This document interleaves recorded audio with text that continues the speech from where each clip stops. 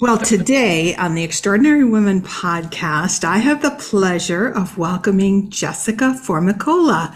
And Jessica is a former psychotherapist turned food critic, cookbook author, food judge, TV personality, recipe developer, and owner of Savory Experiments. I love that name.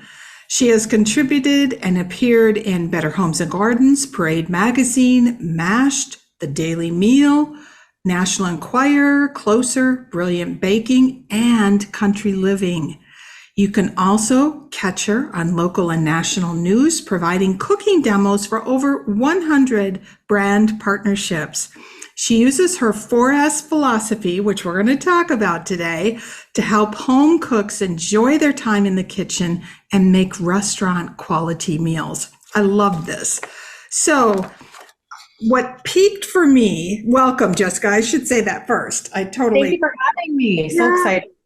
I'm thrilled to have you on board. Actually, and I think everyone listening is going to love what you have to talk about today. And first, let's go back, because this is a question a lot of women have is, I'm in this job, but it's not the right job. So you're a psychotherapist, seeing clients, you've got your book filled. What was that process where you said, tell us more, take a deep dive into what that was all about, and then how you landed in the kitchen?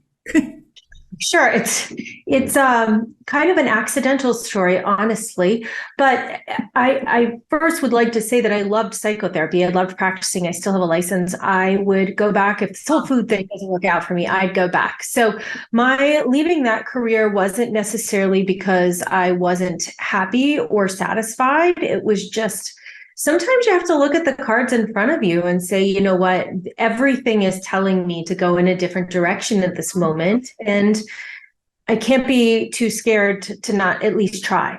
And that was really what the motivator ended up being. So Savory Experiments was born out of my husband and I really cherishing family time together.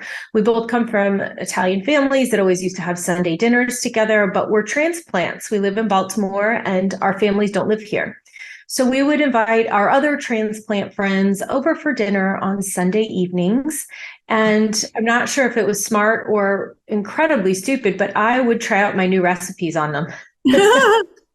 Nowadays, for a dinner party, I would make sure all of my recipes were tried and true well before I ever decided to serve them to somebody. But we kind of jokingly said, if it's terrible, we'll order a pizza. And that's what we did. They'd come over in the afternoon and we'd all hang out and drink wine and I'd cook and we'd eat these recipes. But I am terrible at writing down recipes. So I would modify them as I went along. And they'd ask me for them afterwards. And I'd say, I couldn't tell you a dab of this, a splash of that. So I started writing them down. And instead of emailing them, I Googled one day when a patient didn't show for their appointment, how to start a blog. And at this point, which is now almost 14 years ago, food blogs, food world, food media in general was not what it is today. And I had no idea that food blogs existed. And at that point in time, there were probably only 3 or 4 kind of reputable ones, but it was a lot more about telling funny stories and being witty and entertaining than it was education and informational. So I just started writing down recipes, and it was nothing more than that. There were no pictures. It was nothing. It was a way for my friends and family to find these creations that I made on Sundays. But I distinctly remember the day I came home and told my husband that people I did not know had somehow seen these recipes. I didn't know how it happened, right? Because I didn't understand like search engines or Google or anything Nobody else. did then. Nobody did, right? And now it's like, oh my gosh, how did I not know? And if I had known, I'd be like blowing up the internet. But I had no idea. And people were reading these things. And that in my head kind of made me up the bar. It was like, oh, well, maybe I should have a picture. Oh, well, maybe I should write a little bit more about this. Like the information that we discussed at the dinner table about this recipe. One of them was a red lentil Egyptian soup. And we discussed the background of it and lentils and different colors of lentils and the fact that I pureed them instead of eating them as lentils. And it was just all of this informational stuff that we talked about around the dinner table. So I'd start to include that in the recipe posts as well as these absolutely horrible photos. Because instead it was like a point and shoot underneath your cabinet lights, and it was one image and that was considered to be good food photography. So it just, the ball kept rolling. And one day a jelly company contacted me and asked me if I'd create some recipes for them in exchange for free jelly. And I said yes, because at that point in time, like the thought of asking for money was ridiculous. And man, I thought I had made it. I was rolling in the jelly. Everything just kind of kept snowballing. And I started realizing that there was this big world of food blogging out there. I went to my first conference probably 2.5 years in, and this is predating Instagram. This was like when there was maybe Facebook and Twitter, and that was about it. Right. And bloggers started talking about monetizing. And back then, that was the new thing. You had to do ads yourself. You had to negotiate rates. You had to manually place them. You had to what we call waterfall ads. And you might make like $30 a month, enough to cover your hosting fees. Sure. But you certainly didn't have staff, and you certainly weren't making a full-time income off of things. But as the years went on and blogs got more popular, ad networks started coming about, and sponsors started paying us real money to create recipes and take images and post things on social media, because influencer marketing became a thing. And before this, it just wasn't.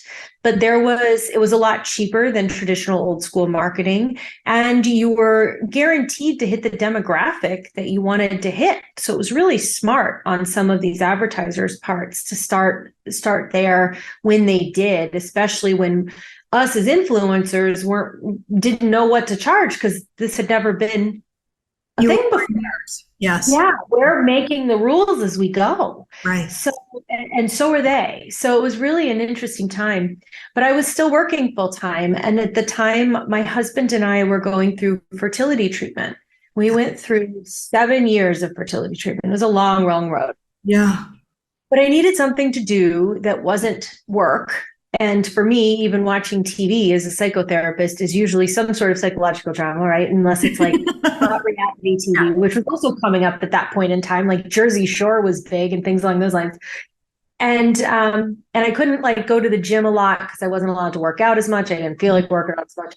And of course, happy hour was out as well. So I just started blogging more. That was how I was filling my time and getting my mind off of all of these rounds of fertility treatment.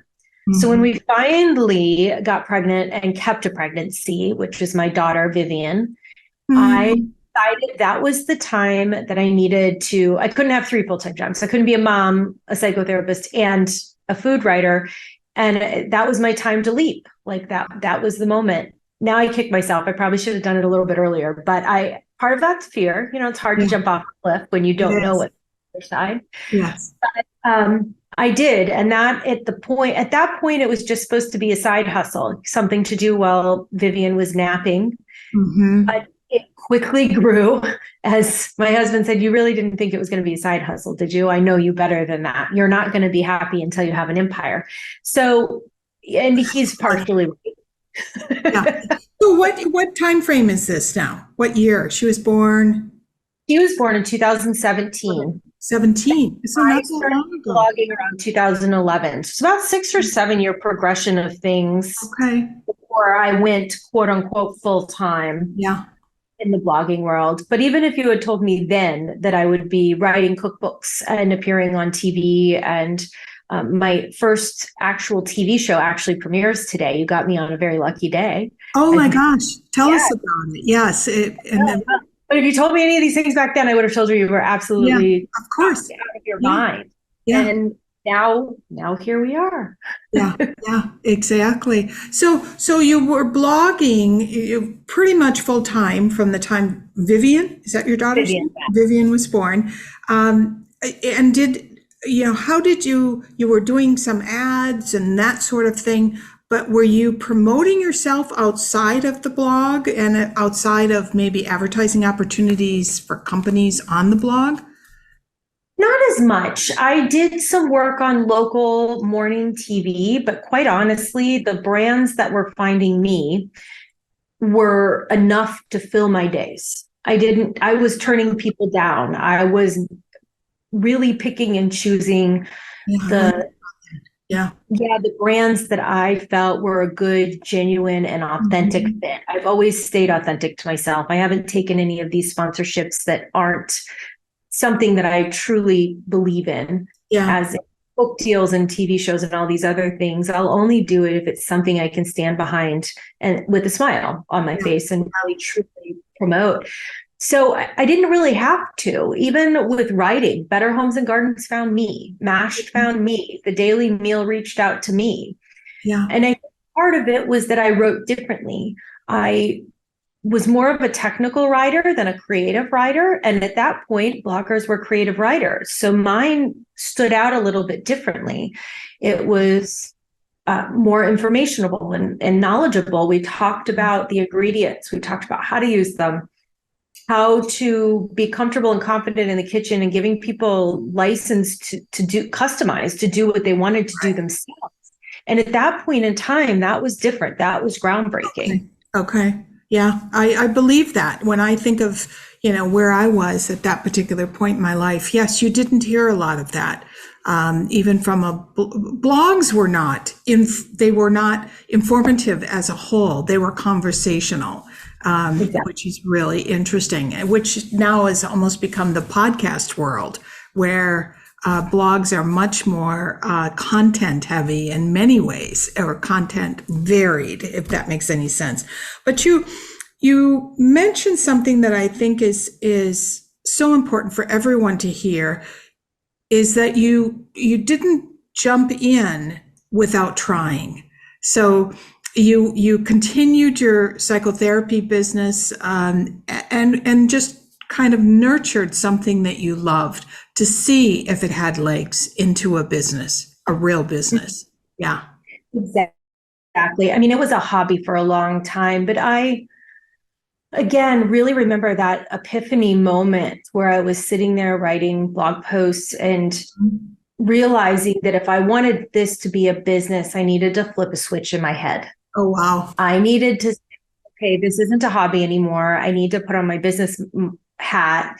And for me, so while I was in graduate school, I worked in marketing. So I had a little bit of background in that. And I worked for Edie's and Haagen-Dazs. And I worked at a hospital practicing, and I was actually a director of an outpatient program. So I've had lots of background in more of the administrative side of things and the corporate side of things and budgets and things along these lines. So I started thinking, sometimes your business takes you to places you didn't realize, not just within scope, but also for mine personally, my demographic and who I was writing to. So my personal style of cooking isn't always necessarily what ends up on the blog, but I had to start looking at data. I had to start looking at trends. I needed to rely on things that were concrete and real and not just, wishy-washy, but I feel like chicken tonight, so I'm going to make this. And there was a hard turn there of, okay, now I need to make things based on SEO. What are other people looking for? Search engine optimization, if people are familiar with that term. So now purchasing tools to be able to look up Google trends and volumes on how many people are looking for things and what other things are already out there, and doing really deep market research before I made anything.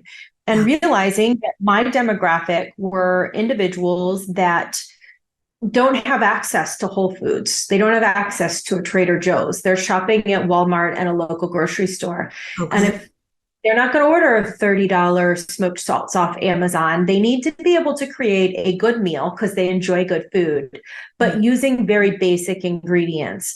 So it turned into this, okay, let's talk about swaps and substitutions. Let's talk about the basics of what elevates something from a restaurant quality meal, to an at-home meal. And a lot of that comes back to these 4 S's. And we actually just increased it up to 5 S's like a month ago.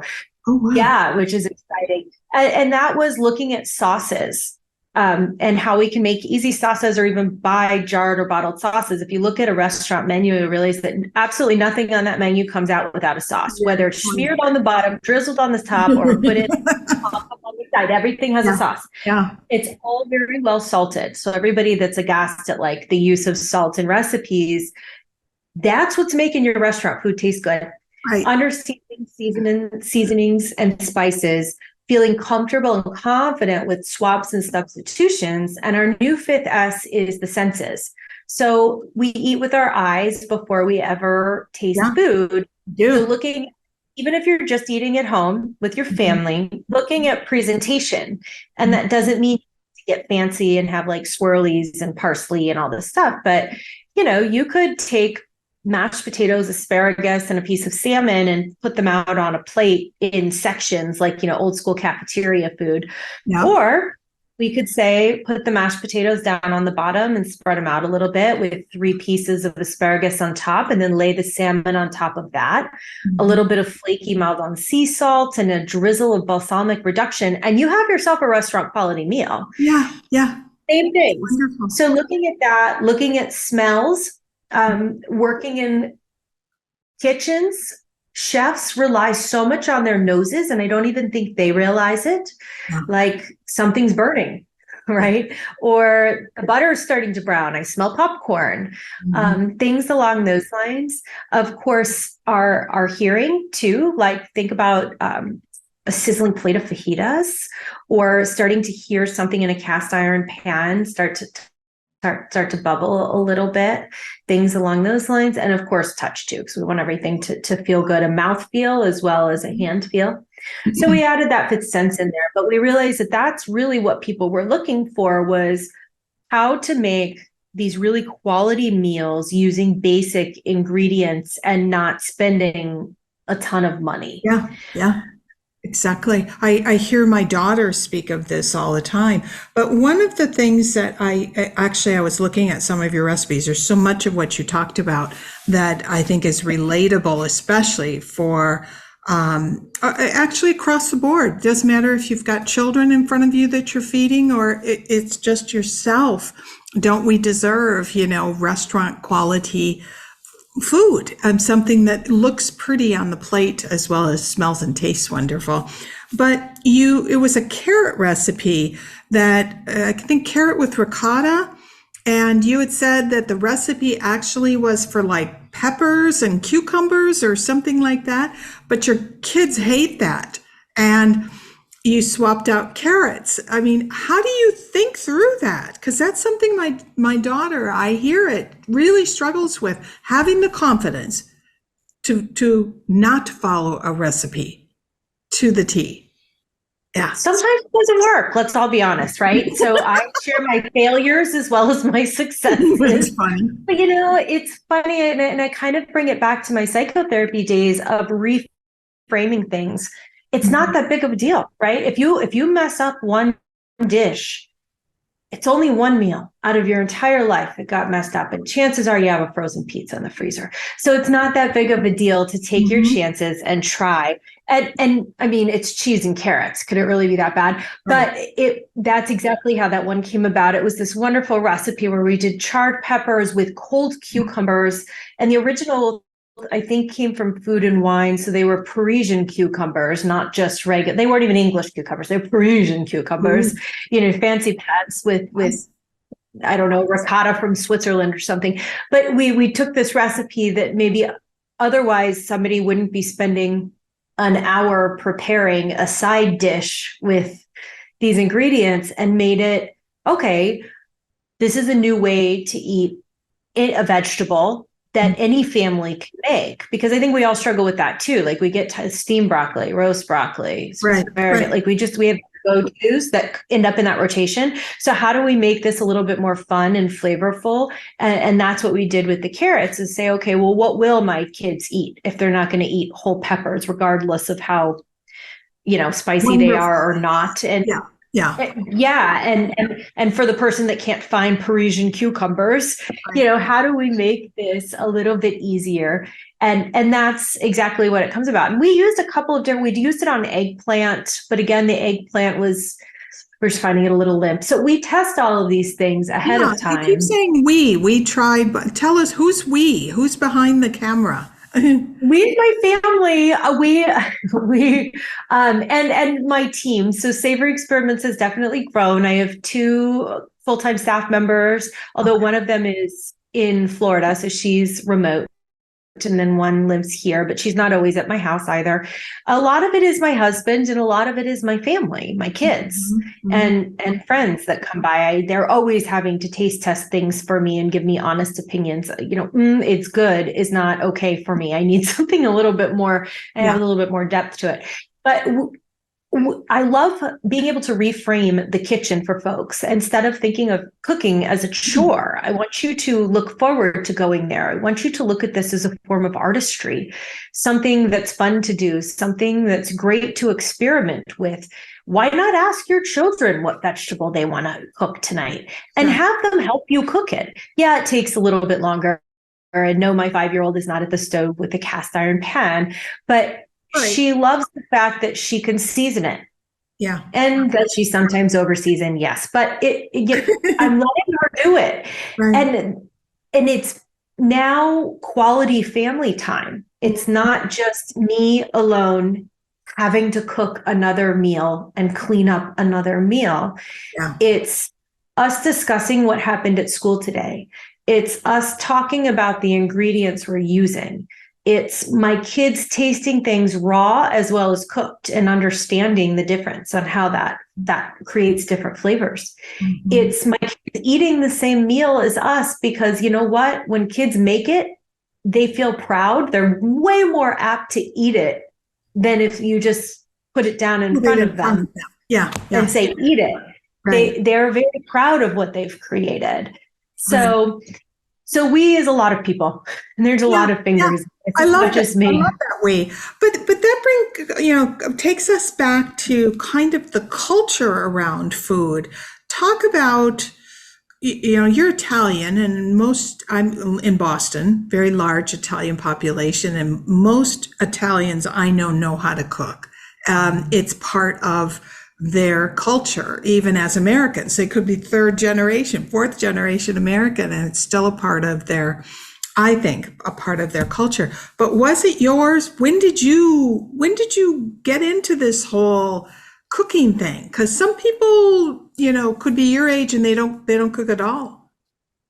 Yeah. And we've seen that a lot coming up. I've been doing a lot of speaking recently about kind of the millennial generation and how their parents cooked for them all the time, so they don't know how to boil an egg. You really have to start with the basics. Okay. And like, how do I shred cheese? I don't even know how to. You buy a bag. You can shred your own cheese. So it's a lot of this is going back to the basics too. So my mother always cooked. We did not eat out a lot growing up. I think more of that was more economical than anything else, and just they were busy. We were busy. Everybody was busy. Right. But she only had about the same 10 meals on rotation.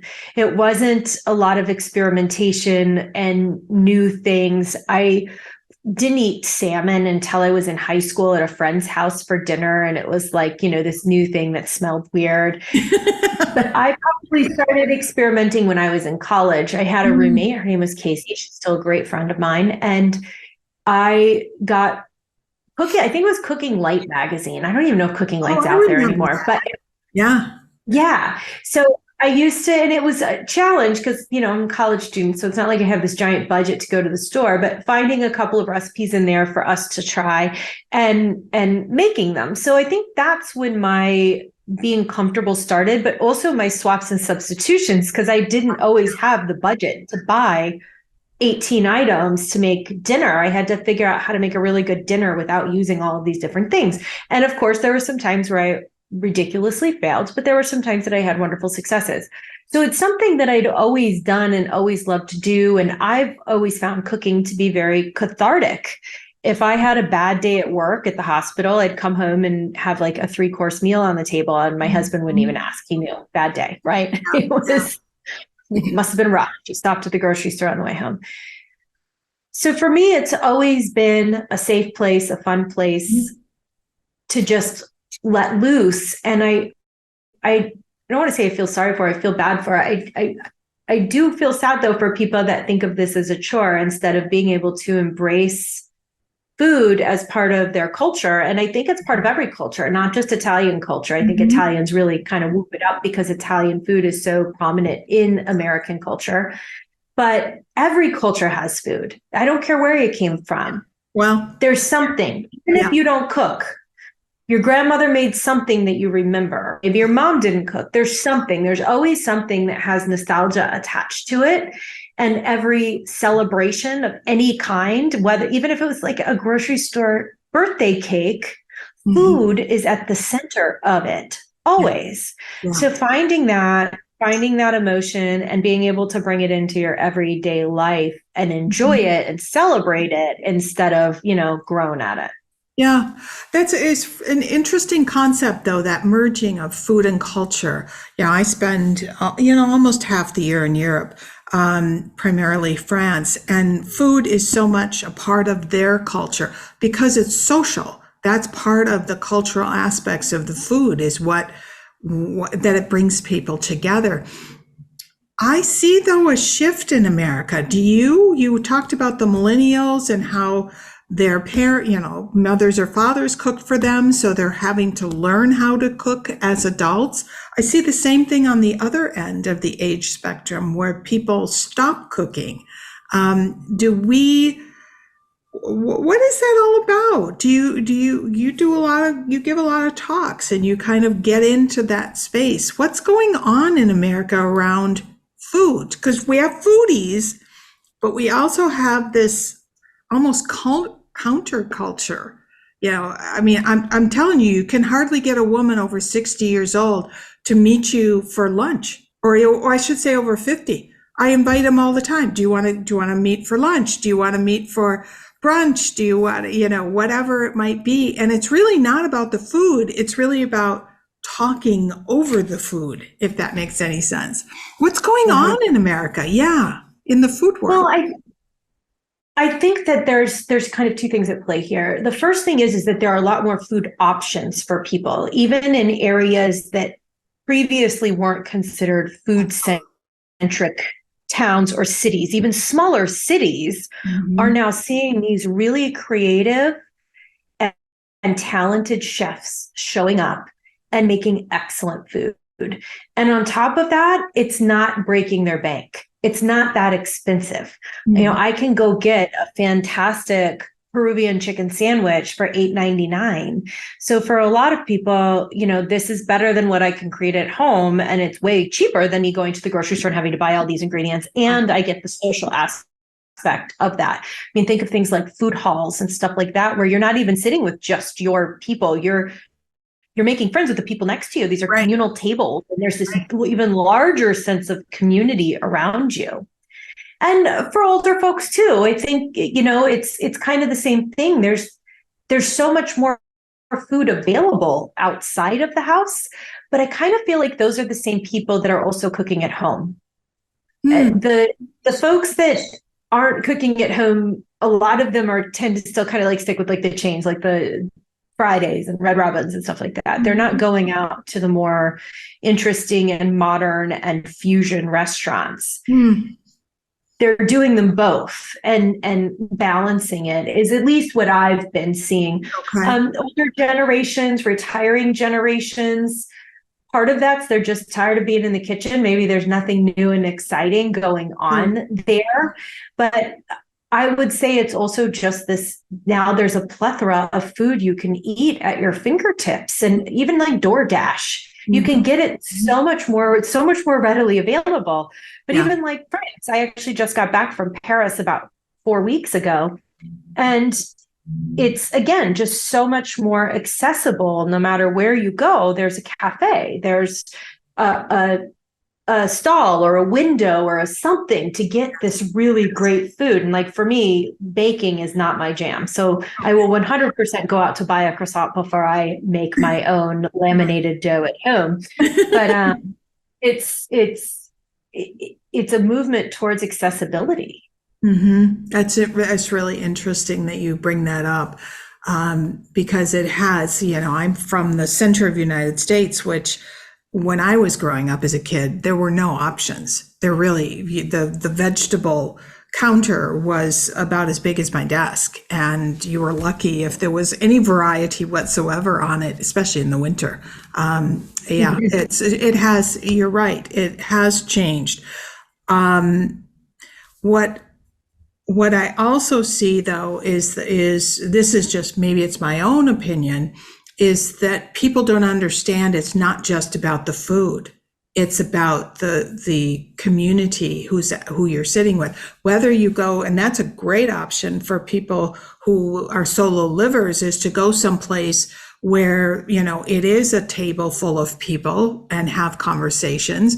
Get out of your house sometimes. You need to do that in order to commune over food, but also to invite people in. And that's something that, do you see that with some of the people that you work with, that there's a greater interest in how do I entertain around, food's at the center of it, but how do I do that? Yeah, certainly. I think, even just like going out, like you were saying, like sense of community. 10 years ago, people wouldn't just go out to eat by themselves. And nowadays that's considered to be pretty normal in the US and in Europe. Just go out and have a cup of coffee and not have your AirPods in and not be reading a book, being open and available to conversation and discussion. And things like these food halls really offer that, but also restaurants that have a more laid back and casual bar type atmosphere where you can still get this great food, but really the vibe is to have community and discussion and talk about things and share things. And I love that. I need to pull myself out of my, laptop and phone every once in a while. It's kind of freeing to go out and not have to take pictures of my food some days, because that's become my life. But I think that there is still a sense of entertaining.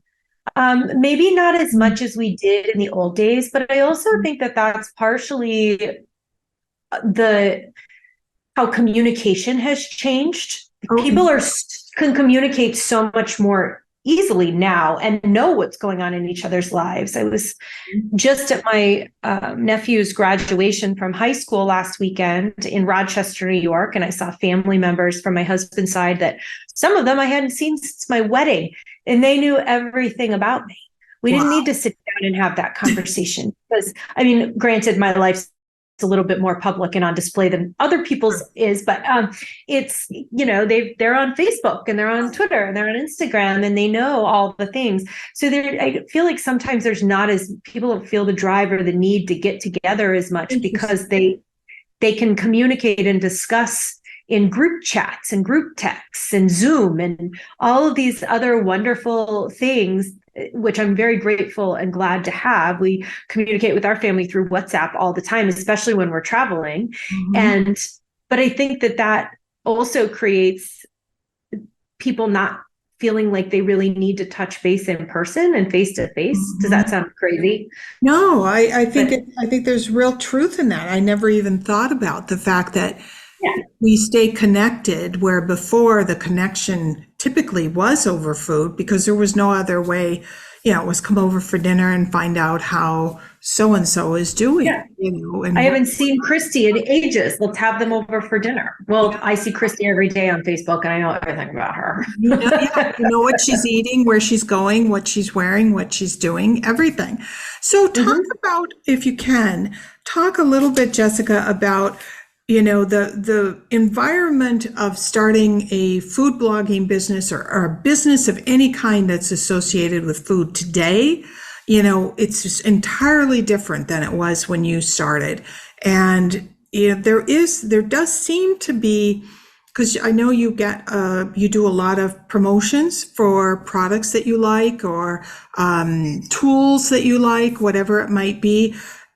That's a crowded space too, because companies now, marketing in the old days, and we're talking even 10 years ago, it was a little bit of money that was thrown in that direction. Today, that has become many companies' marketing budget is to find the influencers, find those that are reaching our people, so to speak. What's it like today? And do you have advice for someone who wants to get going in the food business, in some arena within some aspect of the food business? Sure. I think that the market is definitely a lot more saturated now. Yeah. 5 years ago, 7 years ago, there were these beliefs that you could make this easy side hustle, blogging and influencing. And you could. It was because you could. And it was easy to build an audience. The algorithms on social media channels were all you needed to drive audience to you organically. Yeah. And then the landscape changed, right? It's the only thing that's stayed standard in life is change. Everything changed. And as it changed, some influencers pivoted and found a way to swim with changing tides, and others didn't. Nowadays, it's still changing. You can't build social media following like you used to. You don't have organic reach like you used to. And that makes it a lot harder. I think you need to go back to more traditional marketing. Like a lot of influencers now take out ads on Facebook and Instagram, like a traditional marketing would, which is also interesting. I've toyed a little bit with it, but I didn't find it to be any more fruitful than my organic people and followers. So I haven't delved too much into it, but I think you can still do it. I feel like nowadays what you need to find is a niche that somebody hasn't touched, which is, I mean, what you'll hear for anybody where you're pitching a book to, or a TV show or anything else, is finding something that hasn't been touched, or finding something that people really like with your own unique twist on it. It has to be something new and interesting, because nowadays influencers are a dime a dozen. They're all over the place. Yeah. And in every industry. Yeah. In every industry, not just food. But if you're passionate about it, if you really enjoy it, if you're willing to put in the time that it takes to become successful, it's still doable. I'd say a timeline for that is probably realistically about a year, but it's certainly not a side hustle. I mean, still today I'm working at least 50 hours a week, and I have staff. So it's like we have 2 photographers, we have a video production team, I've got 2 social media people. It is still a hustle, not a side hustle, a hustle every single day. So it only really works if it's something you really want to do and you are very, very passionate about. But I think their consistency and just being authentic and staying true to yourself in whatever avenue you decide to go to, but also being flexible. You know, I didn't start out ever thinking I'd be on TV or writing professionally. I mean, that's crazy to me. I was a psychotherapist. I talked for a living. I would be better as a podcaster, right? And that's the only thing I don't have is a podcast. Yeah. So you've got to figure it out as you go. And sometimes you surprise yourself and sometimes you challenge yourself, but I think it is doable. Yeah. But it's interesting that you say, find what makes you your own twist, find your unique perspective on whatever it is that you're interested in pursuing or doing. Because it is a crowded space, but what makes it all different is you. You're the only you out there, and therefore, how are you going to do it? But talk though, a bit about, because you mentioned the 50 hours. It's a hustle, not a side hustle. How do you balance? Because you mentioned in some of our pre-work about mom guilt, and I think we can insert all kinds of words in place of mom, but leave guilt. It could be adult children guilt. It could be spouse guilt. It could be caregiver guilt, whatever it might be. Guilt is the problem. And how did you deal with that? How do you still deal with it? Because your children are young. And how do you find that balance? Because the business is not only a hustle, it's a hungry hustle. And it can take, 100 hours a week. It wants more, it wants more, it wants more. How do you balance that? Every day is a challenge to balance it, but and some days I do better than others. I think it's not always that I'm good about it.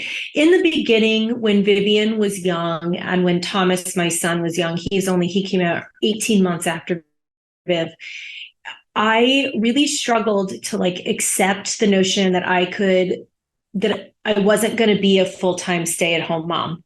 that in order to make my business thrive, I needed help. And the only person holding me back was me.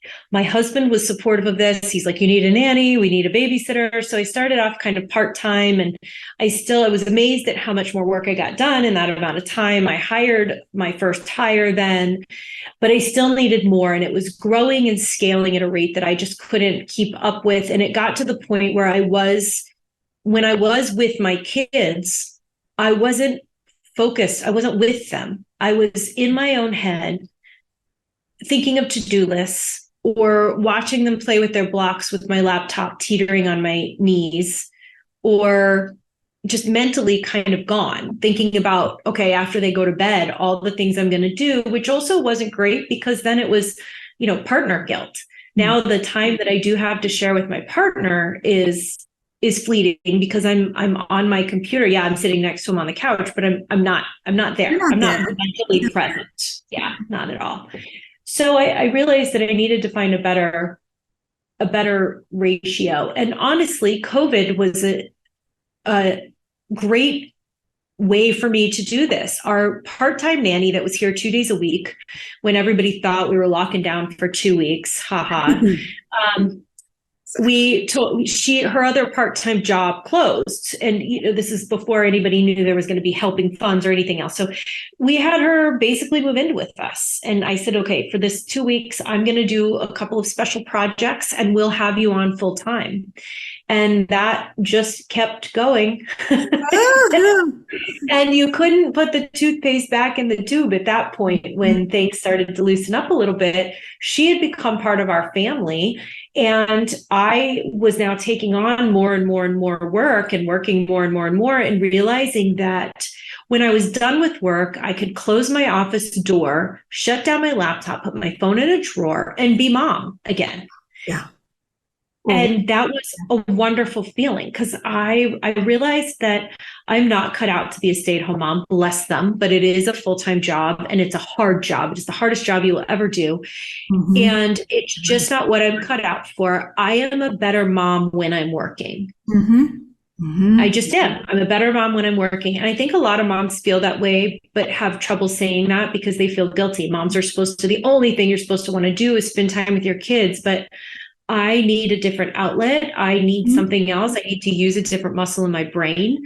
Mm-hmm. And when I do that, when I come back to my children, I am not as stressed or anxious or in a different place mentally. I'm a much better mom. Wow. And it made me respect and spend better, not quantity of time, but quality of time with them. Sure. As well as my husband. Yeah. So now they're a little bit older, so they go to daycare every day from regular standard daycare time, 8:30 to 5, even though I work from home, because I've had other moms ask me that too. Why do you put them in daycare when you work from home? Oh my God. They are a full-time job, and this is a full-time job. So I'm not sure how you expect me to do both full-time jobs. Nothing would get done. Mm-hmm. And my relationship with them would probably be very, very poor.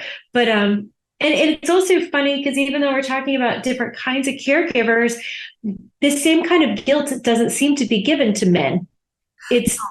I agree. If no dad would be said, oh, you work from home, well, why don't you just watch your kids too? Right. It's kind of one of those silly things. And even now, a couple of weeks ago, my son went to the ER with croup in the middle of the night. And that was on a Wednesday night. And we've had that happen before. He just needs quick steroids and then he's actually all better.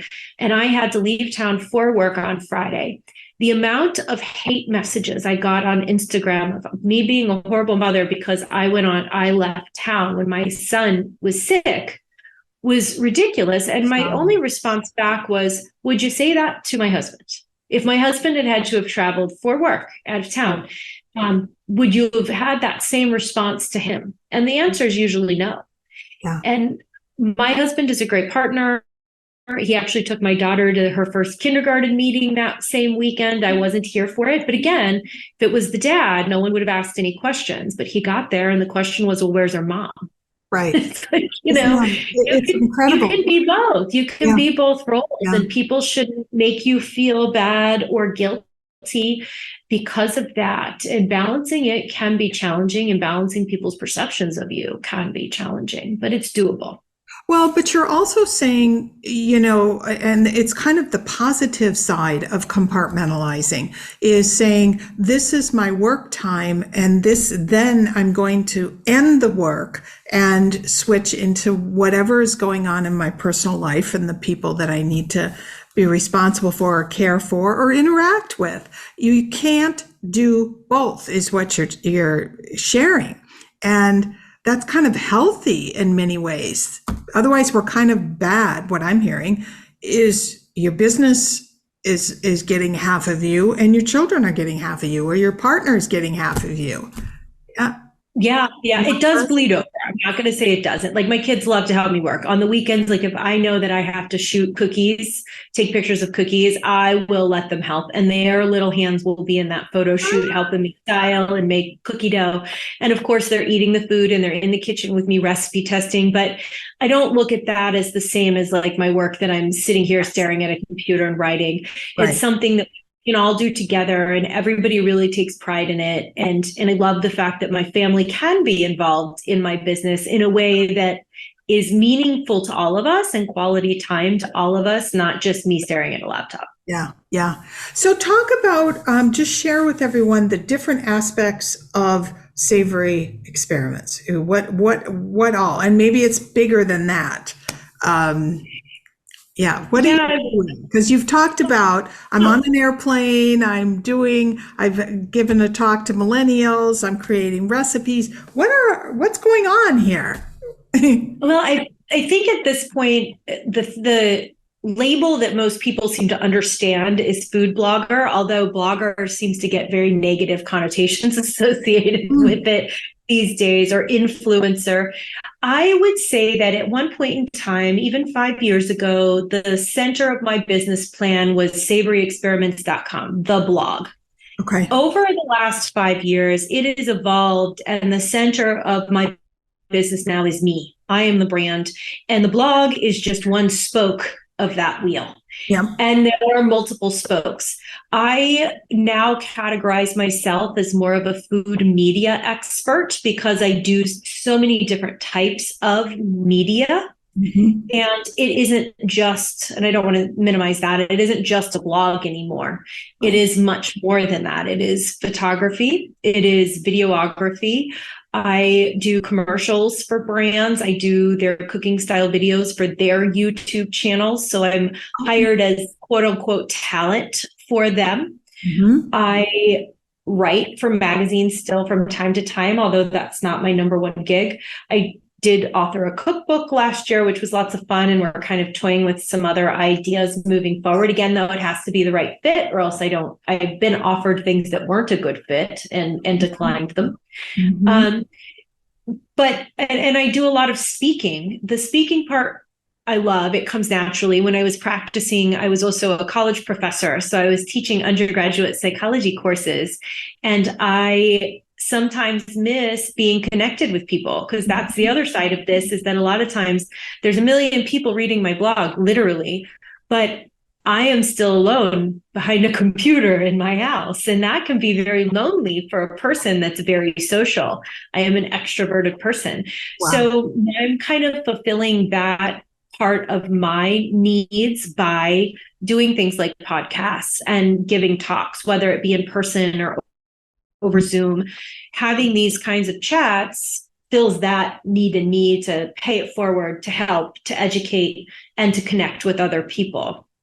Do you actually sit down and think about what's missing? And how can I, because you seem to be a person who really knows herself, really knows what's your jam, what's not, what's important to you, what are your values? Do you consciously sit down and say, it's got to be more, it's got to be more than the blog. I'm missing people. Now I'm going to put myself out there to give talks. I love to write. I'm going to now take the blog and create a cookbook. Do you consciously plan that out? Or does 100%. It happen? I think in the beginning, things kind of organically came to me and people would find me. But now that the market is so saturated, if those are the things you want, you need to figure out how to get them for yourself. Ooh. And that's really the difference between some influencers and others. There are the influencers that are pitching the brands and saying, this is what I can do for you. Can we work together? And there are the people that sit around and say, wow, I'd be a great fit for them. I hope they pick me one day. But I think when we're talking about, females in business, sometimes that's hard. I mean, even when I was working at the hospital, I remember I managed a staff of about 50. And I always found it so fascinating, the differences I'd have in employee reviews with females versus males, and their ability to know what they wanted and ask for more and really be able to play up their strengths and understand and have but women were very good at self-reflecting on weaknesses, but not as good at playing up their strengths, which was always very interesting to me from like a socio, perspective. So, and it still stands true now, but I think too, people in general, female, male, anything in between, regardless of how you identify, the people that are really successful in owning their own businesses have a certain sense of type A personalities and a go-getter type of mindset, not just a let me sit back and see what comes to me. It's okay. Let's break this apart and see how we're going to make it happen. I'm going to look at somebody that I'm kind of trying to emulate, or somebody that's already done it, or maybe somebody that failed. And I'm going to figure out exactly what they did. Where did it work? Where did it fail? Why didn't it work? And how are we going to do it differently to make it happen? And there's a lot of failures. There's a lot of cold calls. There's a lot of, I don't want to say kind of hypothetically speaking, doors slammed in faces. But then there's also, for 99 of those, one success. And you're never going to get that one success unless you have the 99 doors slammed in your face. But you've got to have the tenacity to keep doing it, to keep going, to keep doing it, or else it's never going to happen for you. Maybe it will, but the chances of it are much slimmer than if you're like, I'm doing this. Get out of my way.